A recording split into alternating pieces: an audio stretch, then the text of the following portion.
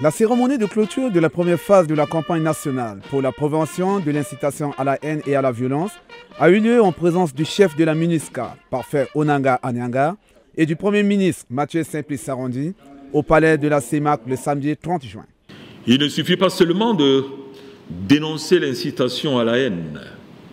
la discrimination religieuse ou toute autre forme d'intolérance qui pourrait advenir dans la cité, mais nous avons surtout le devoir de lutter efficacement contre les discours haineux grâce à une compassion et une solidarité réparatrice qui soignent de la même façon les cœurs des victimes innocentes des crises récurrentes que le pays a connues.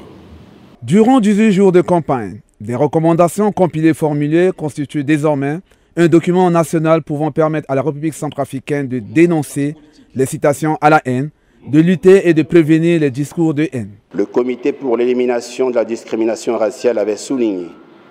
entre autres, que les discours de haine conduisent à des violations massives des droits de l'homme. Il a par ailleurs fait observer que ces haines peuvent non seulement provenir des groupes de personnes et relayées à travers les médias audiovisuels, la presse écrite, oralement au sein de l'espace public, par écrit ou par le biais des médias électroniques, notamment les réseaux sociaux, transformés de plus en plus en une tribune par excellence de toutes les formes de déviance. Le Haut Conseil de la communication s'engagera de veiller aux informations véhiculées par les organes de presse écrite, les médias en ligne et les programmes audiovisuels pour qu'elles ne contiennent aucune incitation à la haine.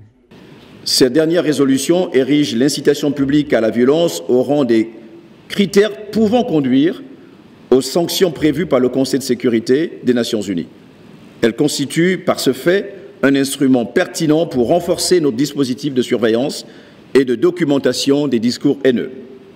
afin de mieux traquer les individus et entités responsables de tels actes. Cette campagne qui a regroupé toutes les forces vives de la nation, les chrétiens, les musulmans, les animistes, les partis politiques, la plateforme des confessions religieuses, les activistes des droits de l'homme, se poursuivra les prochains mois dans les villes des provinces.